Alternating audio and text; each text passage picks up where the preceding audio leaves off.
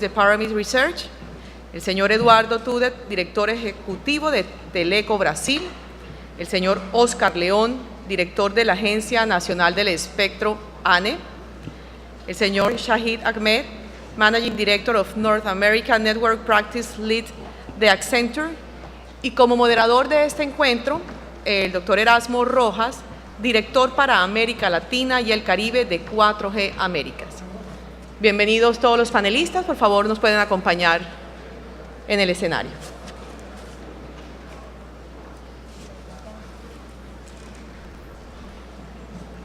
Doctor Erasmo, el de maletín, ubican la mitad. El Erasmo, el de maletín, ubican la mitad.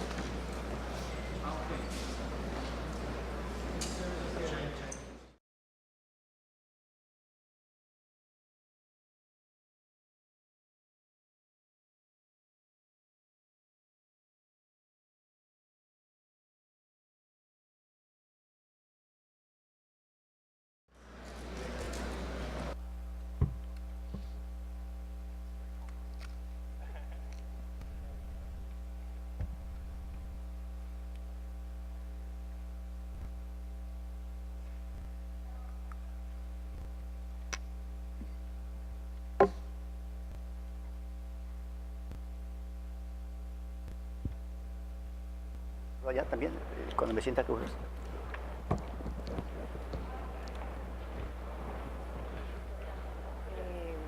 necesitamos adecuar el salón, le vamos a dar una hora de tiempo, era 1 hora y 15, okay, para que usted maneje su tiempo. Allá enfrente tiene su tiempo, ¿listo? ¿1 hora? Sí, Okay, señor, bien. hasta las 11. Muchas gracias.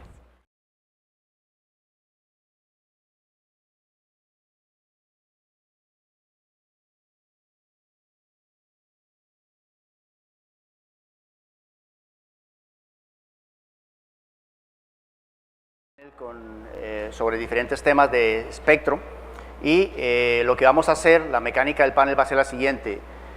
Vamos a comenzar con una presentación que va a ser 4G Américas, yo en la representación de 4G Américas, sobre las tendencias móviles en América Latina, cómo están. Después vamos a escuchar a la situación de Colombia con Oscar León, qué ha pasado en Colombia con esto de la subasta cuarta generación. Luego iremos a Brasil. Tenemos un consultor de Brasil que nos va a hablar un poco de la experiencia de 4G en Brasil, qué está pasando, qué va a pasar con estas redes de LTE. Y luego vamos a tener un panel de preguntas con los consultores de Pyramid y de Accenture sobre qué ha pasado con las experiencias internacionales de LTE y cómo podría afectar esto en Colombia. Entonces vamos a comenzar con la presentación sobre las tendencias móviles de América Latina que haré yo.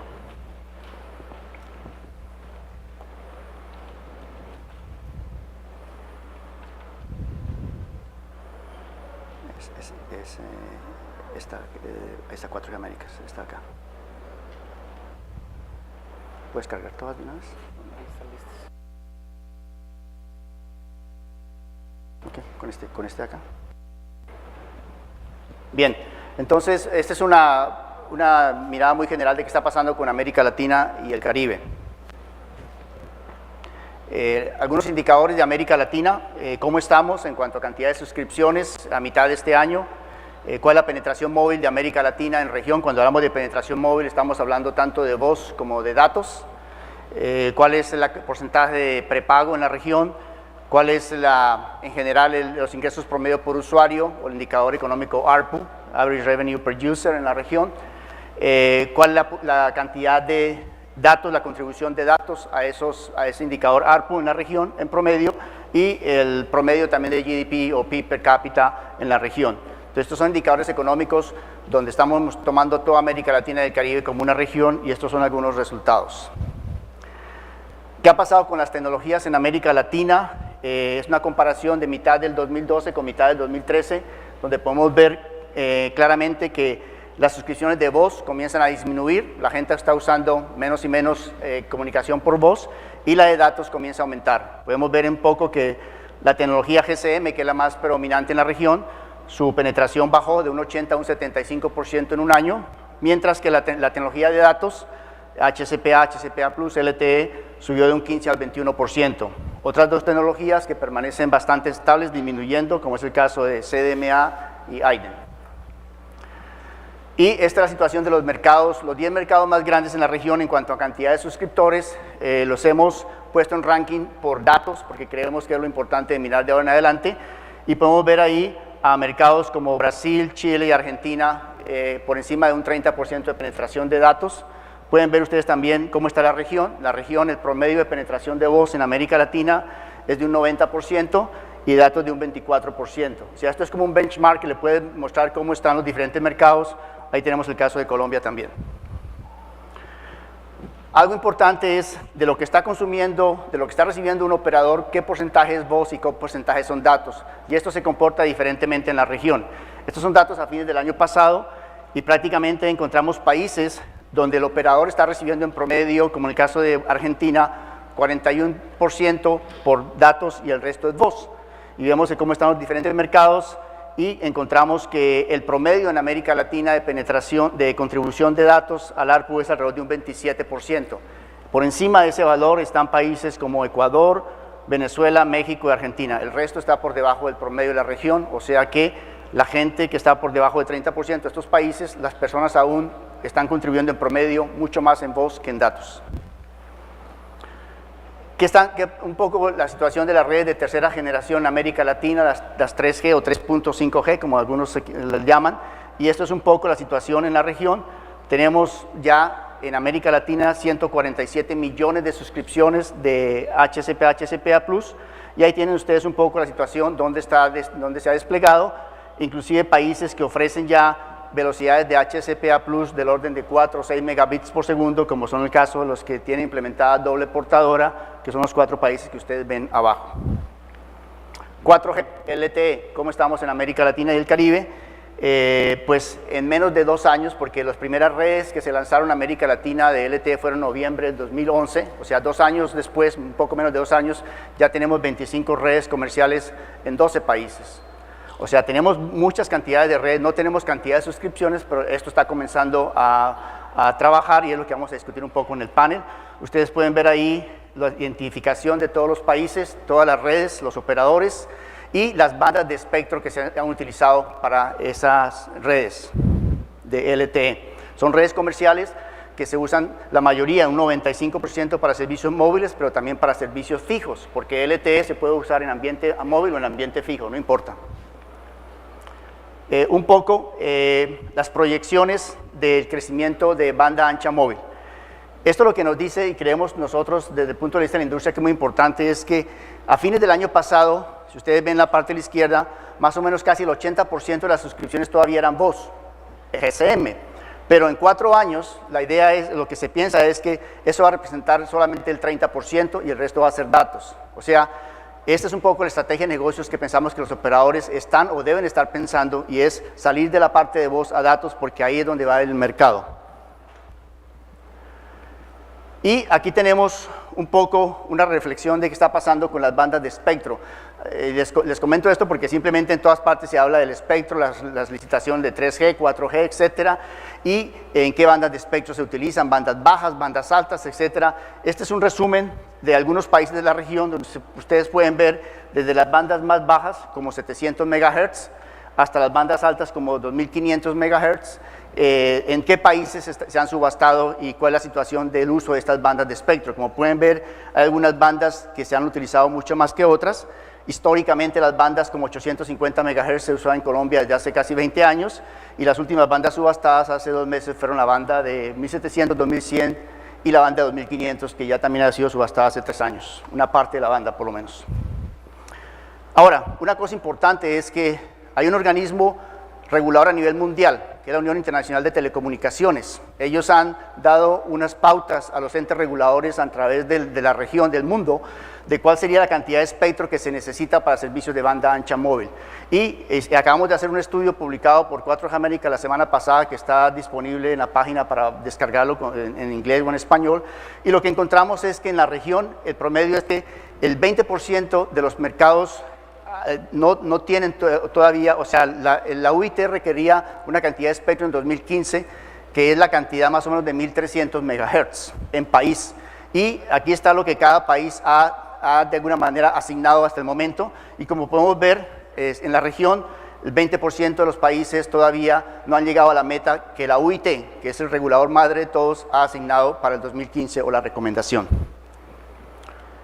Es un poco a grandes rasgos el panorama de la región. Ahora quiero invitar a Oscar León, que nos hable un poco de cómo está la situación en Colombia, qué ha pasado, y ahí continuamos. Oscar.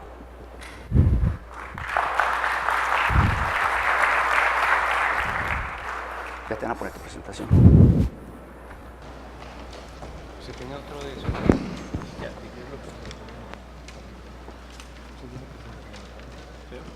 una PDF.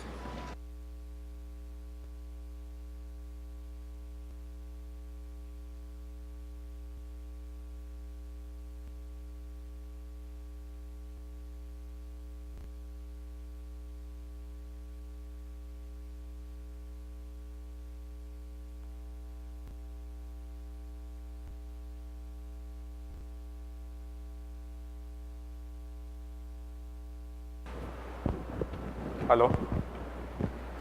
Buenos días a todos ustedes. Pensaba hacer la presentación remotamente, pero para pasar PDF no se puede con este aparato. Yo sé que los resultados que vamos a ver acá de la subasta de 4G que hicimos hace un mes aproximadamente, lo pueden conocer muchos de ustedes, pero como tenemos expositores internacionales, la idea es que todos tengamos la misma información para ambientar completamente el panel y para recordar precisamente algunos de los resultados que tuvimos en esta subasta. Y posteriormente es tratar de ambientar una de las preguntas que me hacen constantemente respecto a qué espectro van a tener los operadores móviles en las bandas bajas. Y es precisamente de qué manera se le da una herramienta competitiva para aquellos operadores que han entrado al mercado, resultado de la subasta que hicimos ahora o la que tuvo UNE hace 2 años y medio, para que puedan de alguna manera competir en el sentido de tener posibilidad que a través de las bandas bajas tengan una cobertura con unos costos más bajos de operación. Entonces, igual, como es una presentación bastante corta, están los datos de la Agencia Nacional del Espectro, para que si tienen cualquier pregunta nos la hagan llegar y le podremos responder inquietudes adicionales que de pronto no alcancemos a resolver durante este panel. En la subasta que acabamos de hacer aquí en Colombia, tuvimos como resultado la asignación de espectro a 5 operadores, 5 de los 6 que participaron en dicha subasta. Ustedes ven allá en la parte superior, se encuentra en AWS, que está Movistar, la unión temporal entre ETV, Tigo y posteriormente Avantel. Ven en color amarillo la porción que tiene Avantel y en la parte de abajo de 2,5 gigas la porción también que recibió DirecTV. Porque recuerden que en la subasta que hicimos se tuvo una porción de espectro que era reservada especialmente para entrantes al mercado, es decir, con condiciones de costo, con menor cobertura y menores obligaciones para acelerar, para facilitar el acceso, la penetración al mercado. En la 2.5 encontramos a Claro, hay una porción de espectro que no fue vendida debido a los topes de espectro que tenemos establecidos en el país para evitar concentración de espectro en 1 o 2 operadores. Y DirecTV, que compró la parte reservada y aparte de eso compró también 30 MHz adicionales. Hay otros 5 MHz de 1900 que son de 3G que no se vendieron, que no se entregaron en la subasta.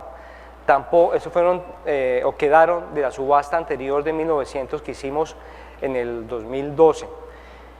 Y como se dan cuenta, aquí nos quedaría libre 30 megas en 2500 y 5 megas en 1900. Luego es un espectro que podríamos sacar para una nueva posible subasta de espectro que se vaya a hacer hacia el futuro. El recaudo total fueron 770.000 millones, eso es aproximadamente un 70% más de lo que estaba previsto. Unos periodistas me decían, no, pero eso no fue 70% porque no subió eso en la subasta.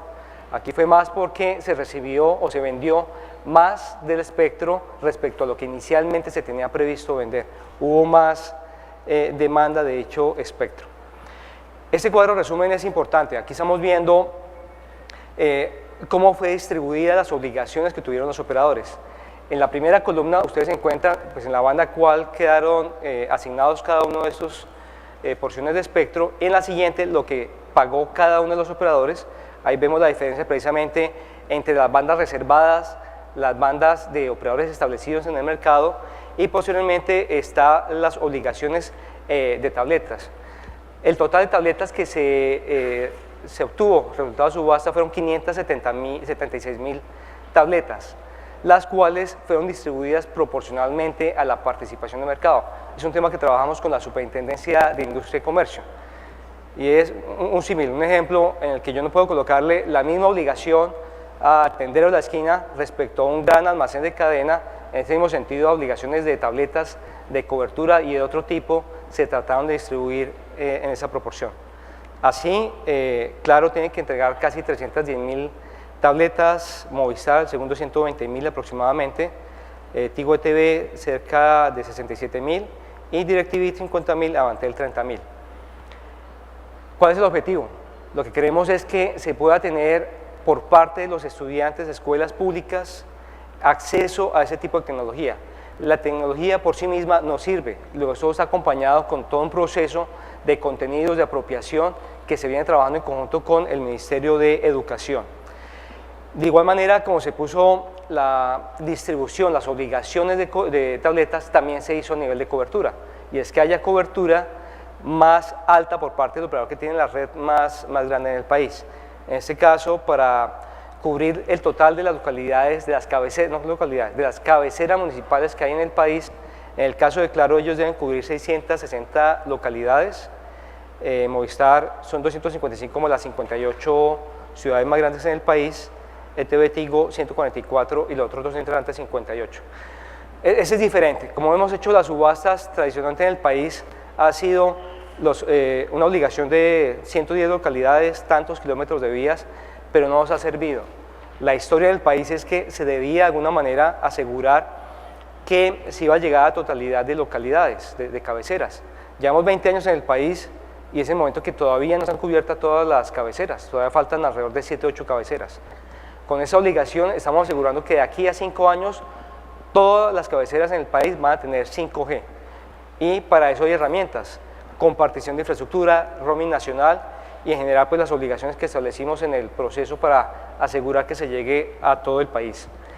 Finalmente está la obligación de migración, es algo que hablábamos en varias oportunidades con Erasmo, y es que si hubiéramos esperado a que se limpiara ese espectro completamente, pues nos tocaba esperar 4 años más, 5 años más en el país. De pronto ya cuando eso no hay 4G sino 5G, luego nunca pasamos por la 4ª generación. Aquí se logró precisamente el resultado de este proceso de subasta, que quienes se ganaron el espectro deben limpiar, deben ayudar a moverlos e instalar las redes en una frecuencia diferente. Tanto esto como una porción del espectro que está en bandas bajas, 470-512. ¿Por qué? Porque como vamos a ver más adelante, también es un requisito, es como un dominó, un rompecabezas.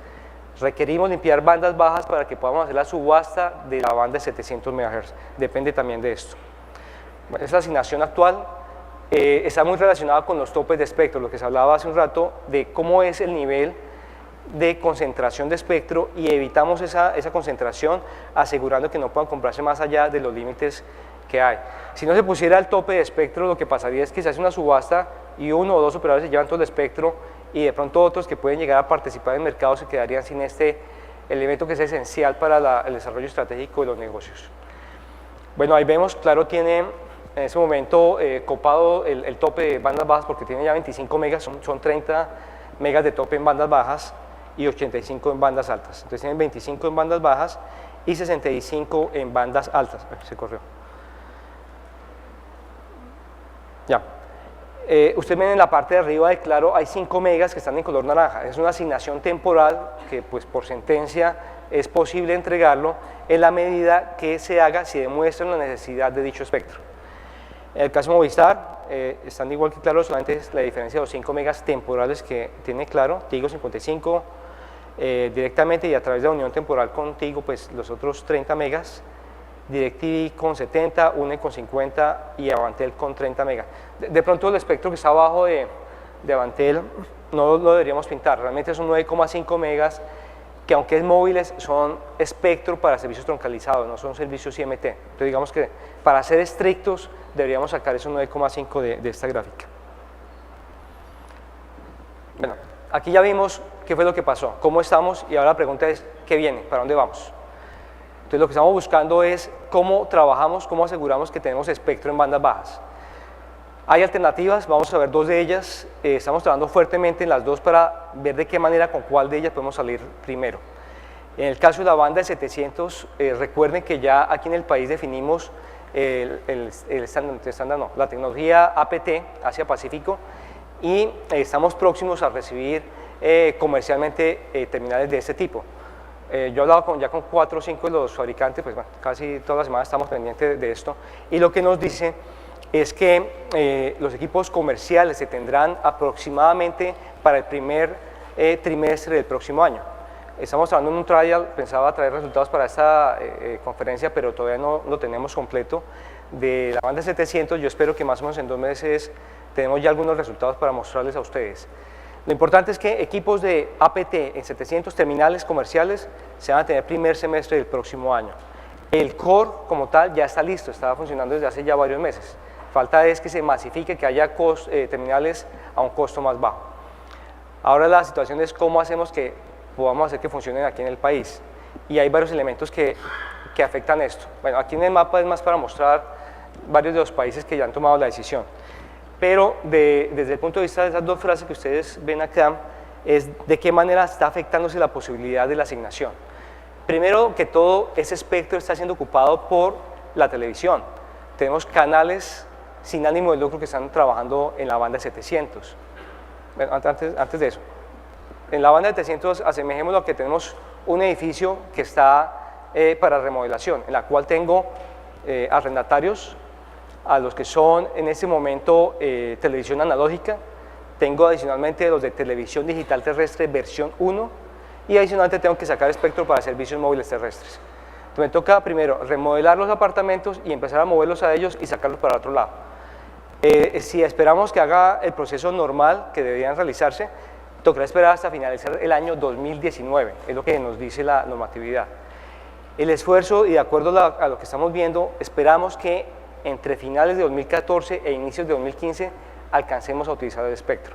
Esto es, sacar la televisión analógica que está allá, apagar la televisión digital terrestre versión 1 que está actualmente, y únicamente quedaría la versión 2 en canales más abajo, y abrir ese espacio para poder meter lo que es servicios móviles terrestres y IMT. Digamos que es más o menos el panorama para que entendamos de qué se trata esto. Y a su vez, otra situación de frontera. En el caso de Venezuela, ellos tienen en la misma banda de 700 la televisión funcionando actualmente. Un tema técnico, yo sé que no todos estamos acá somos técnicos, pero para que entendamos la situación. En frontera, Cúcuta y alrededor de otras 3 o 4 ciudades cercanas a la frontera tendrían un gran problema. ¿Por qué razón? La televisión utiliza 5.000, 7.000, 10.000 vatios de potencia. IMT, servicios móviles, son 40 máximo, vatios que no tienen por antena. Entonces, ese nivel de diferencia de potencia hace que la de televisión vaya a afectar, interfiera completamente los sistemas móviles. ¿Qué implica esto? Que entre 100 y 200, algo casi 300 kilómetros en frontera con Venezuela, vamos a tener inconvenientes para esto. Y es un trabajo que estamos haciendo en conjunto con Venezuela para precisamente lograr acuerdos de qué frecuencias utilizamos y cuáles no, porque las frecuencias es propagación, es algo físico, yo no puedo pararlos de ninguna manera. Digamos que es un elemento que debemos tener en cuenta para el uso de 700. Y finalmente, es respecto a la banda de 900. Si tenemos tan complicada la banda de 700, ¿dónde conseguimos espectro en bandas bajas? Recordemos que la banda de 900 es un espectro que viene trabajándose en el mundo hace 25 años, 23 años. Y lo que se hizo fue una definición por parte de la Agencia Nacional de Espectro, ya se tomó la decisión hace aproximadamente 2 meses, y el total de los 42 MHz de espectro que había en esa banda se dividieron, se partieron. La mitad se dejó para acceso fijo inalámbrico y la otra mitad para servicios móviles terrestres, que puede ser ya ahí disponible HCPA, y de pronto no sé si Erasmo me corrige, tengo entendido que ya hay algunas redes de 4G que han empezado a operar, y es básicamente la evolución tecnológica en esas mismas bandas que operaban anteriormente en 3.5G. Es decir que tendríamos 20 megas disponibles, los cuales sí se podrían tener más rápidamente el próximo año, ya desocupados, sin mayores inconvenientes, y yo sé que estarían varios interesados, pues estaría UNE, Tigo, DirecTV, Avantel, por lo menos interesados en tener ese espectro. Es muy poco, pero logramos por lo menos una salida para que a corto plazo podamos tener. Es como la ambientación, no tenemos más, y Aquí queda más es el comparativo de lo que ya les expliqué a ustedes, de los pros y contras que tenemos para la instalación de cada una de estas bandas. Muchas gracias.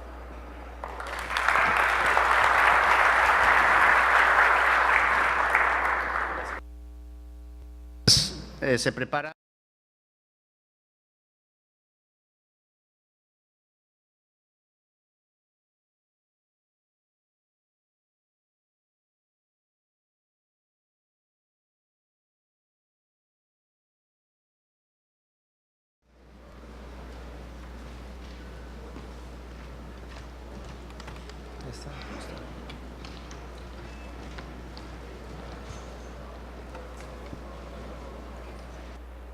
Cadê o pointer, não é? Sim? Ah, sim, sim. Gracias. Buenos días a todos. Mi nombre es Eduardo Tude, de Teleco. Teleco es un portal de información hace 11 años en Brasil y también una empresa que hace estudios del sector. Vamos a empezar hablando de qué es Brasil y después un poco de la experiencia en 4G o que está aconteciendo en Brasil. Brasil tiene 262 millones de accesos móviles celulares. Son 133 móviles para cada 100 habitantes. Estas son cifras de 2012. 80% prepago y 4 operadores con cobertura nacional. Los operadores son Vivo, que es telefónica, con market share de 20%, TIM, de Telecom Italia, 27%, Claro, que es América Móvil, con 25%, y tenemos Oi, que es una empresa brasileña con Portugal Telecom, que tiene 19%. Estos operadores tienen cobertura nacional. En Brasil tenemos 67 áreas locales y por las colores tenemos el líder de mercado en cada una de estas 67 áreas, como Vivo en verde, TIM en azul, Claro en rojo, Oi en amarillo. Entonces, es un mercado muy competitivo.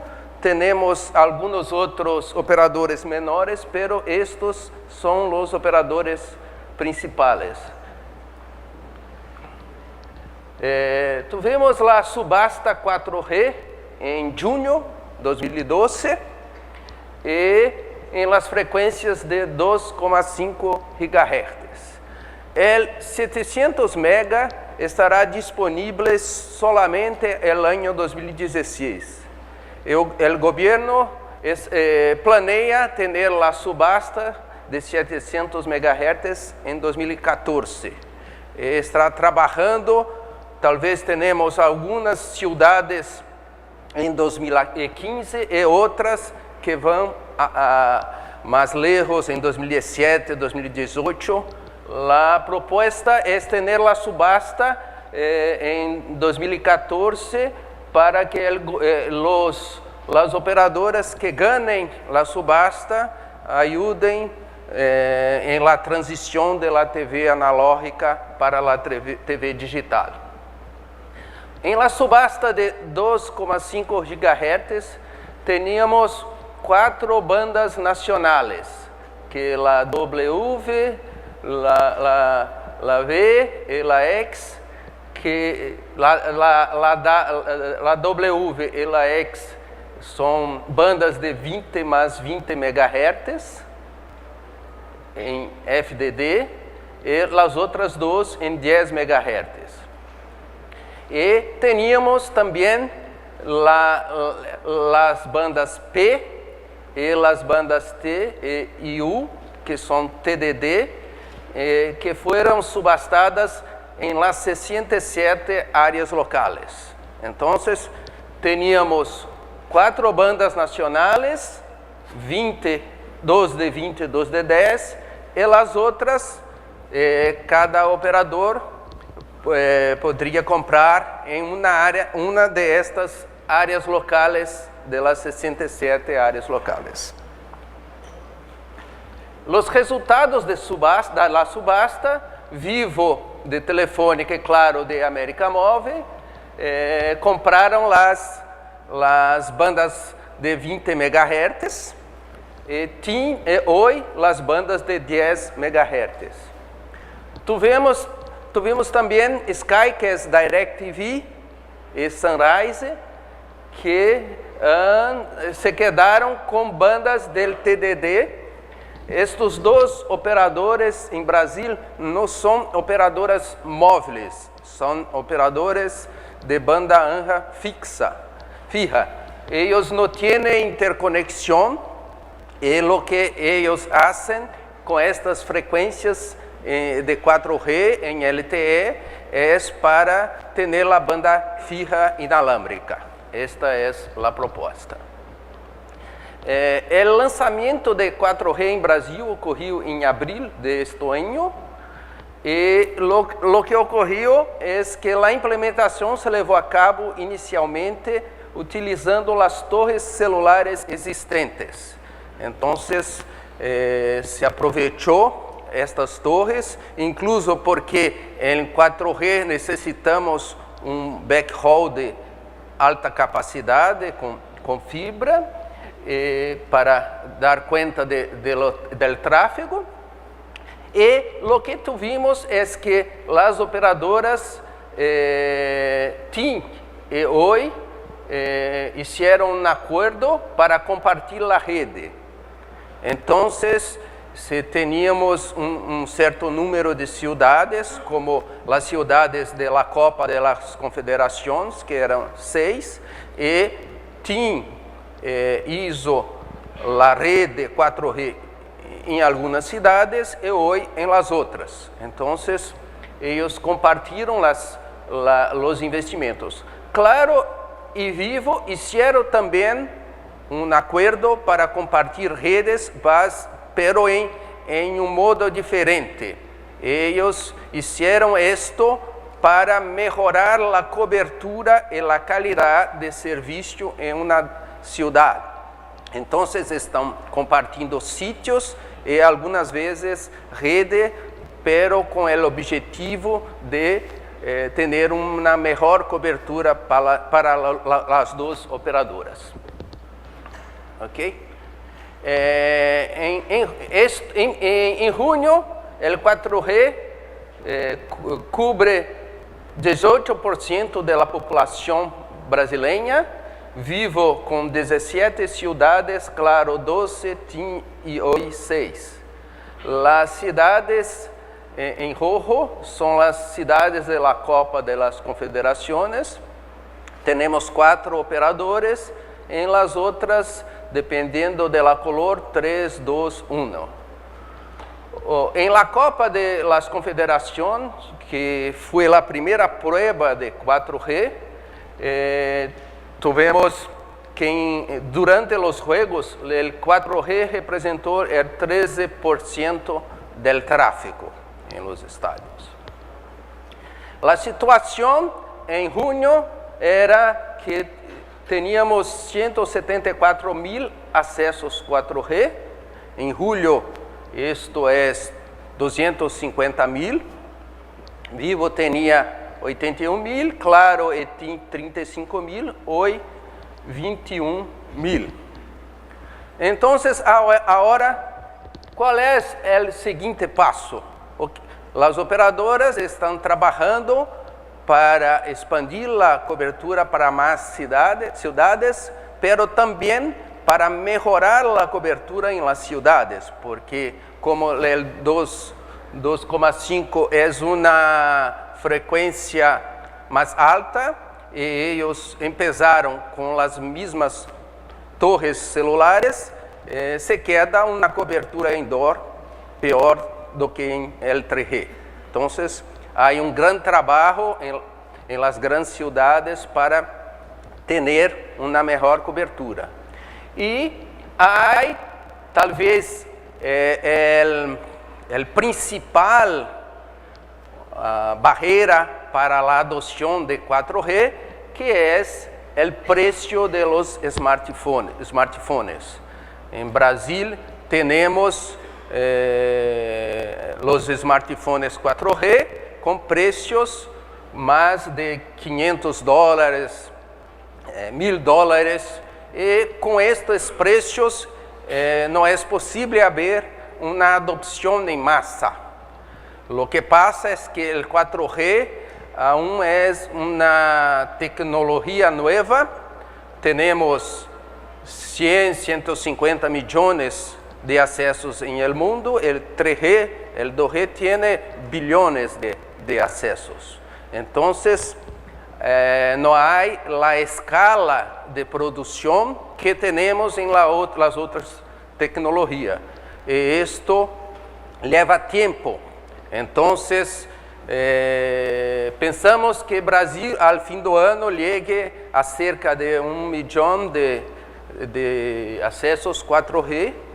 La situación se queda mejor el próximo año, cuando hay más escala, los precios empiezan a caer para los aparatos 4G, pero esto es sin duda una gran barrera para la adopción de la 4G, ahora que ya tenemos el espectro y las operadoras empezaron la expansión de la red. Gracias a todos.